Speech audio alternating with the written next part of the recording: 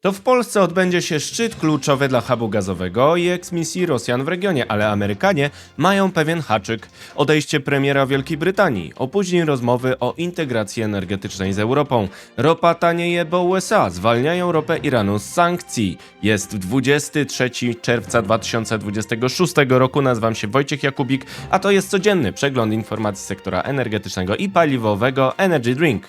Zapraszam.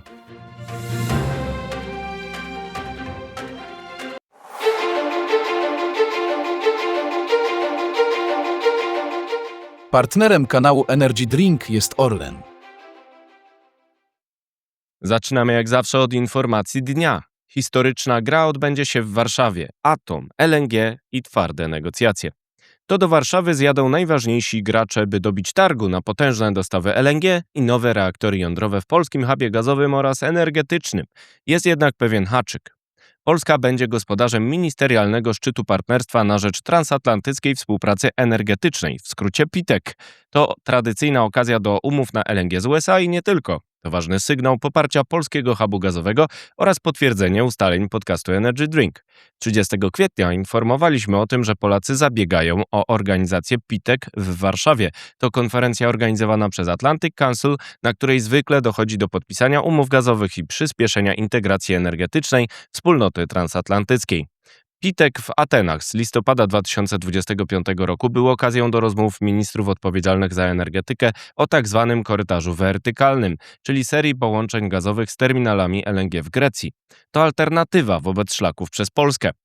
Polska edycja tej konferencji może być okazją do promocji polskiego hubu gazowego. Okazja to fakt obniżki taryf przesyłowych przez Gaz-System na 2027 rok.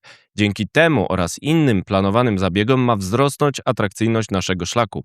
Konferencja PITEC odbędzie się w listopadzie w Warszawie. Mają być tam obecni przedstawiciele USA oraz Unii Europejskiej. Warto zatrzymać się na chwilę przy warunkach, jakie stawiają Amerykanie. Attaché do spraw energii w ambasadzie USA Nathan Reich zadeklarował 11 maja, pytany przez Energy Drink, wsparcie budowy hubu dla całego regionu w Polsce. Postawił jednak warunek. Ostrzegł, że te plany nie zostaną zrealizowane, jeśli nie dojdzie do reform rynkowych. Należy obniżyć bariery handlowe i wpuścić konkurencję, apelował Reich na konferencji Gazterm w Międzyzdrojach. Polacy szykują liberalizację rynku gazu mającą spełnić ten wymóg. Polski Orlen dysponuje największym portfolio kontraktów LNG z USA w regionie. Za nimi mogą pójść kolejne, bo z sukcesem zakończyła się procedura Open Season w sprawie drugiej jednostki FSRU w Zatoce Gdańskiej. Wciąż nie zostały ujawnione oficjalne wyniki, ale mogą się pojawić przy okazji konferencji o odbudowie Ukrainy, czyli Ukraine Recovery Conference, zaplanowanej na 24 do 26 czerwca w Gdańsku. Będzie to okazja do dalszych negocjacji kontraktów Orlenu z partnerami regionalnymi na Ukrainie, jak DTEK, i Słowacji, jak ZTC Energia, a także innymi. Możliwe są także dalsze rozmowy o wykorzystaniu FSRU-2 przez firmy, które zgłosiły zapotrzebowanie w Open Season. Ale gaz to nie wszystko. Szczyt PITEC to także zakulisowa gra o miliardy w sektorze jądrowym. Amerykanie zabiegają o budowę drugiej elektrowni jądrowej po tym, jak zostali wybrani do projektu na Pomorzu. Choć wciąż czekamy na ostateczną umowę w sprawie pierwszego atomu, Amerykanie grają twardo. Jak już informowaliśmy, co potwierdziła ostatnio także Rzeczpospolita, Waszyngton wiąże negocjacje o drugiej elektrowni z zamknięciem pierwszego kontraktu. Jest potencjał do pośrednictwa Polski przy rozprzestrzenianiu technologii dużych reaktorów AP1000 od Westinghouse w regionie zainteresowanym tym dostawcą, np. na Ukrainie czy Słowenii. Istnieje także możliwość ekspansji technologii małych reaktorów BWRX 300, których rentowność ma zostać potwierdzona przez planowany projekt w Kanadzie, a potem mogą być wdrażane także w Polsce poprzez Orlen Synthos Green Energy. W ten sposób Polska otrzyma scenę, na której będzie mogła odegrać kluczową rolę w grze o rozwój współpracy energetycznej Europy Środkowo-Wschodniej w oparciu o gaz nierosyjski oraz atom, który zmniejszy zapotrzebowanie na paliwa kopalne. To sposób na zwiększenie odporności na szoki energetyczne, ograniczenie wpływów rosyjskich oraz zarobek firm w regionie. Konferencja PITEC to szansa, której nie wolno zmarnować, szczególnie wobec sporów historycznych w przeddzień Ukraine Recovery Conference. Czas na pozostałe wieści, czyli przegląd informacji pod patronatem Ośrodka Bezpieczeństwa Energetycznego. Na początek Polska. Półprzewodniki z Tajwanu. Grupa firm tajwańskich z organizacji TIMA zbuduje park technologiczny w Miękini na Dolnym Śląsku. Decyzja została ogłoszona podczas Taiwan Expo 2026 w Warszawie. Tajwan to źródło półprzewodników niezależne od Chin. Są potrzebne na przykład w samochodach elektrycznych. Tymczasem Polacy chcą budować elektryki z tajwańskim Foxconn. Wiatraki na finiszu. Baltic Power, wspólny projekt morskiej farmy wiatrowej grupy Orlen i Nordland Power, wchodzi w kluczowy etap realizacji. Zainstalowano dotąd 50 z 76 turbin.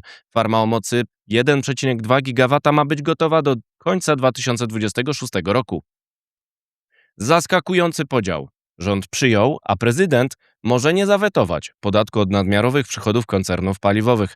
Protestuje część branży oraz niektórzy politycy, np. Daniel Obajtek, a więcej na stronie energydrink.today. Dziesięciolecie. 23 czerwca odbędzie się gala z okazji dziesięciolecia Forum Energii.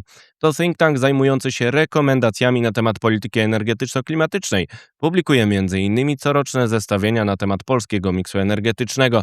Wszystkiego najlepszego z okazji rocznicy. Teraz wieści z Europy.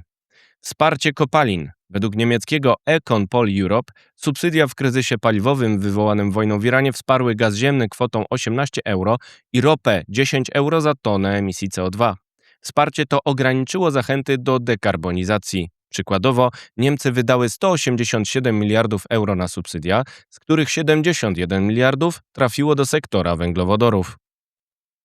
Przełożony szczyt. Unia Europejska odkłada w czasie szczyt z Wielką Brytanią zaplanowany na 22 lipca ze względu na rezygnację premiera Keira Starmera. Jeden z tematów to porozumienie o połączeniu rynków energii pomimo Brexitu. Mołdawia bliżej. Mołdawianie wdrożyli 61% reform na rynku energetycznym potrzebnych w ramach integracji z Unią Europejską. Ten kraj kandyduje do Unii i jest już stowarzyszony w energetyce poprzez wspólnotę energetyczną. Derusyfikacja w toku. Trwają negocjacje warunków sprzedaży udziałów Gazprom Nieftu w operatorze jedynej rafinerii w Serbii, czyli NIS, na rzecz węgierskiego MOL-a. Czas mija z końcem czerwca. Amerykanie zawiesili sankcje do tego czasu, aby umożliwić transakcję. Jeszcze wieści ze świata. Rosjanie na tropie. Mają rekordowe wzrosty cen paliw, więc walczą z szajką mającą je sztucznie pompować. Federalna Służba Antymonopolowa już rozpoczęła postępowanie przeciwko 3 firmom mającym się zachowywać nieuczciwie. Rosja wini spekulantów, ale niedobory i wysokie ceny paliw to skutek ataków dronów Ukrainy. Klimat czy suwerenność? Branża centrów danych ocenia w Politico, że Europa musi wybierać między polityką klimatyczną a suwerennością względem Chin. Tylko niskie ceny energii zasilą centra danych tak, żeby Europejczycy nie uzależnili się cyfrowo od Pekinu. Europejskie Stowarzyszenie Centrów Danych apeluje o taryfę ulgową dla elektrowni gazowych, dostępnych od ręki, inaczej niż atom, i niezależnych od pogody, inaczej niż OZE. Przyspieszenie jądrowe. Kanada planuje budowę 10 reaktorów jądrowych do 2040 roku. Chodzi o duże jednostki mające uzyskać wsparcie państwa. Kanadyjczycy wytwarzają około 13% energii z atomu i są ważnym producentem paliwa jądrowego. Atkins Realis z tego kraju oferuje reaktory na niewzbogacony uran, m.in. w Polsce. Jest przełom. Departament Skarbu USA autoryzował wydobycie, sprzedaż i eksport węglowodorów z Iranu. Na razie do 21 sierpnia, czyli na czas negocjacji ostatecznego układu. Ropa tanieje poniżej $78 za Brent w nadziei na większą podaż, a szczegóły na stronie energydrink.today. To wszystko w materiałach przygotowanych dzisiaj, następne oczywiście już jutro, więc zapraszam Państwa serdecznie. Do zobaczenia, do usłyszenia.